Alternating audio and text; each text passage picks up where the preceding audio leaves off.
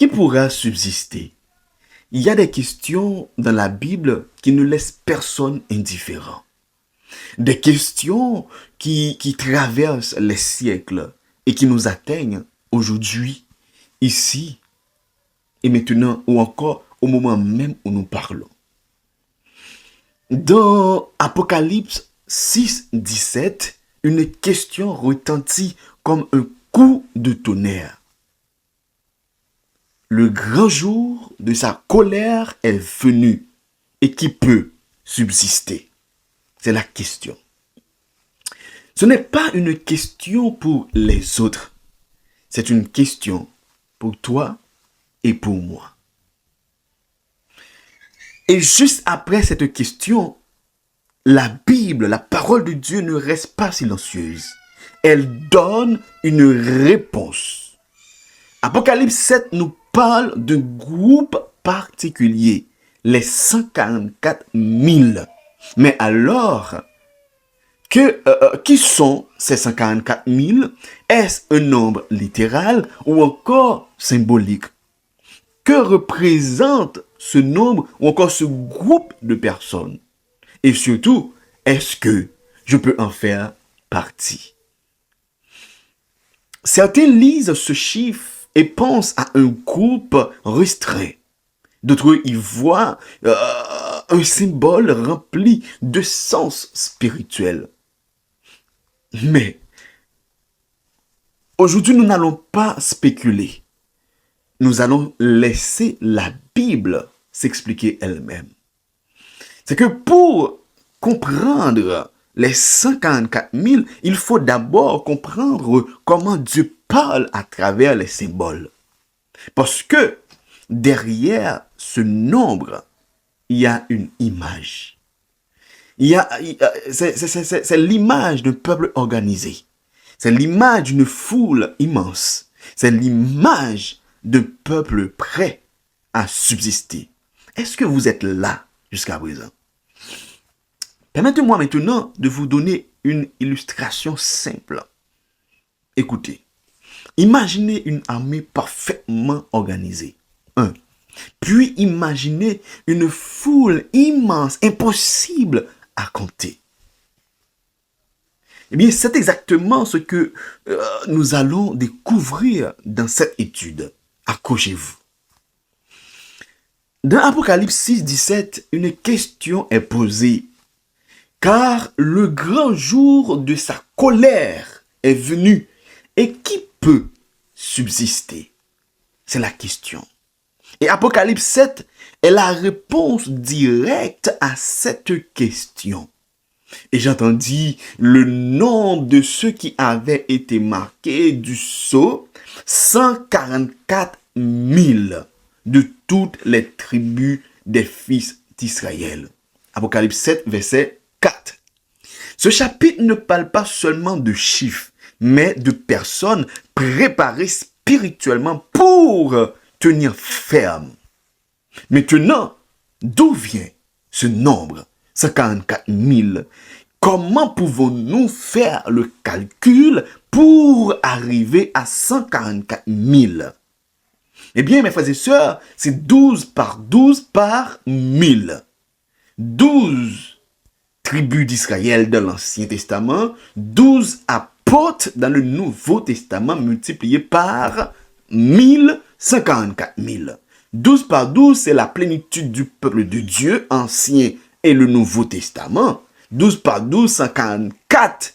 Le calcul, c'était 12 par 12 par 1000. Mais maintenant, que signifie le mot 1000 dans la Bible? Quel est le sens du mot 1000, surtout dans l'Ancien Testament? 1000 en hébreu, c'est élève. Mot élève, mes frères et sœurs, peut signifier 1000, nombre réel, groupe, cohorte, unité, clan, et ça peut signifier une grande quantité. Dans la Bible, 1000 représente souvent la totalité, la plénitude ou encore une grande quantité complète. 144 000, c'est 12 par 12 par 1000, 12 tribus d'Ancien Israël, 12 apôtres Nouveau Testament multipliés par 1000. ok, qui représente la multitude. Eh bien, 144 000. Est-ce que vous êtes clairs, mes frères et sœurs? Est-ce que vous êtes clairs jusqu'à présent? Eh bien, 144 000, c'est 12 multiplié par 12 multiplié par 1000.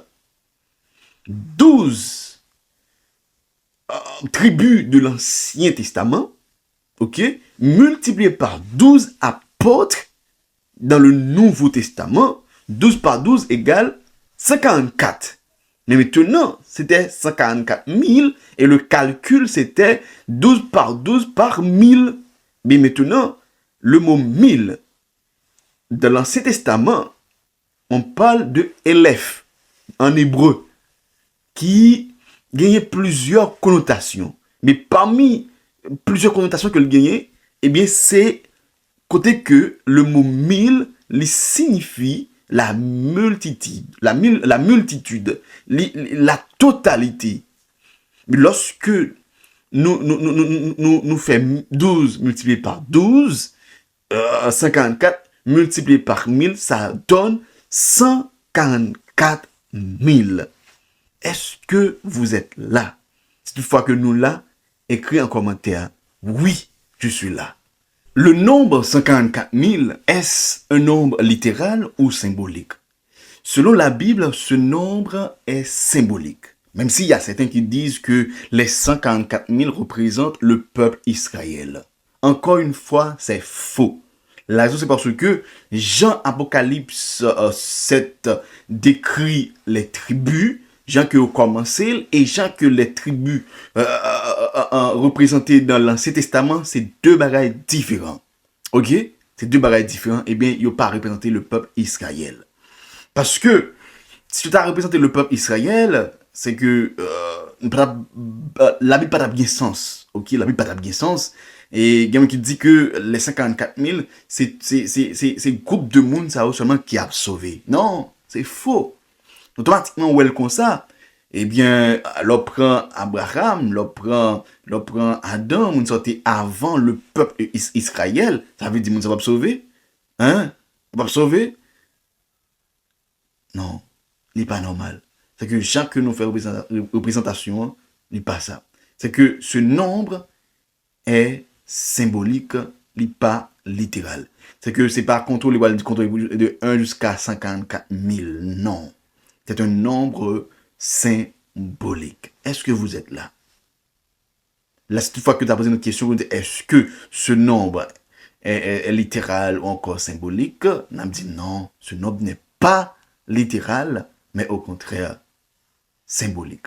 Maintenant, que représentent les 144 000? Les 144 000 égale peuple complet de Dieu.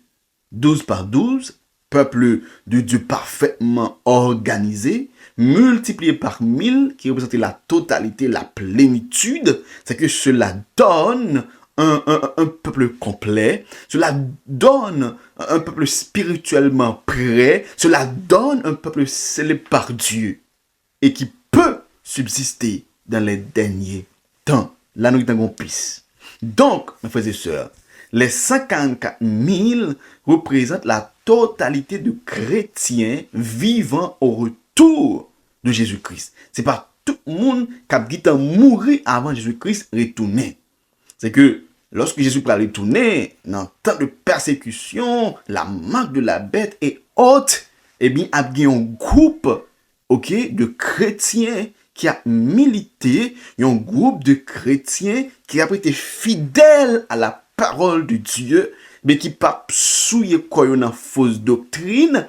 Eh bien, groupe de chrétiens, ça y a persécuté, c'est vrai, mais il y a kembe parce que yo scellé, il y a scellé.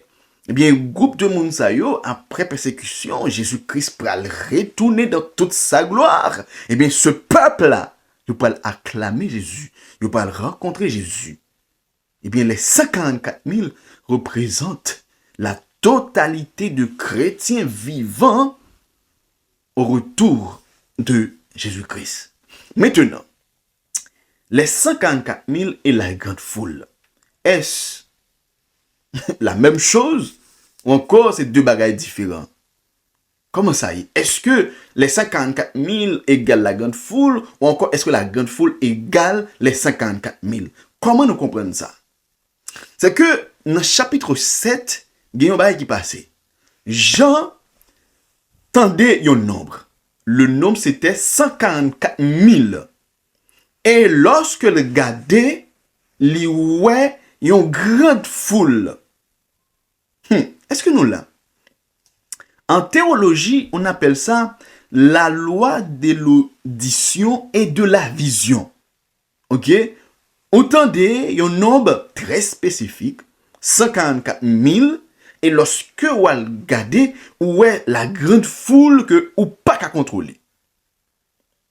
C'est pas là seulement li comme ça. Jean encore, dans Apocalypse, il était tendé un bris. Si c'est bris un lion, lorsque li a regardé, li ouais c'est un agneau. Est-ce que vous êtes là? Li ouais c'est un agneau. La loi de l'audition et de la vision. Maintenant, est-ce que 54 000 c'est la grande foule? Est-ce que c'est la même chose? On va voir ça ensemble. 54 000, mes frères et sœurs, nous te dit que c'est un groupe de chrétiens qui a prêté vivant lors de l'avènement de Jésus-Christ.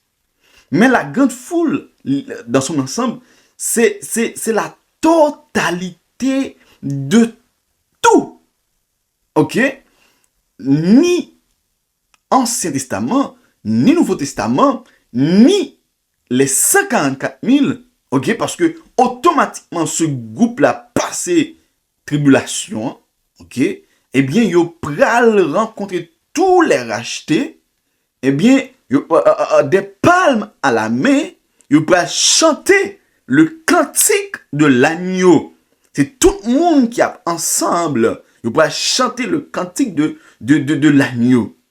Ok? Eh bien, dans la grande foule, c'est la totalité. C'est toute baranette, ni ancien, ni nouveau, ni ce groupe-là qui sont passés les moments de persécution, tribulation. Bien, tout net, nous allons mettre tête ensemble, nous allons chanter, Alléluia sans fin, nous allons dire c'est l'Éternel qui est Dieu et que Dieu est juste dans le travail qu'il a fait. Et frères et sœurs, quel beau jour. On nous fait effort. On nous fait effort. On nous capables dans cette foule. Il y a un chant qui dit, la trompette a retenti, les fils de Dieu, je serai dans la foule. Il y a pour voir Moïse, Daniel et autres, je serai dans la foule. Est-ce que tu seras dans la foule? Est-ce que moi je serai dans la foule? C'est la question. Parmi tout ça que nous autres disons là, ça qui est plus important, est-ce que je serai dans la foule? Est-ce que tu seras dans la foule? Ça est avec nous-mêmes. Ok? Mais nous étions là, mes frères et sœurs, seconde question posée dans l'espace commentaire là. Second l'autre sujet que tu as amené nous traiter pour vendredi prochain, écrit. Si vous avez une question, vous avez un ajout, pas de problème, nous ouverts, écrit dans l'espace commentaire là. C'est des amis, un serviteur, Guy Caleb. Ciao, je vous aime. Mouah.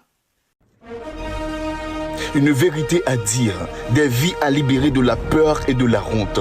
Trop de mensonges en circulent, mais la vérité existe. Dieu est le créateur de toutes choses. Le moment est venu de la dire. Oui, le moment est venu de dire la vérité. Dis-le au monde.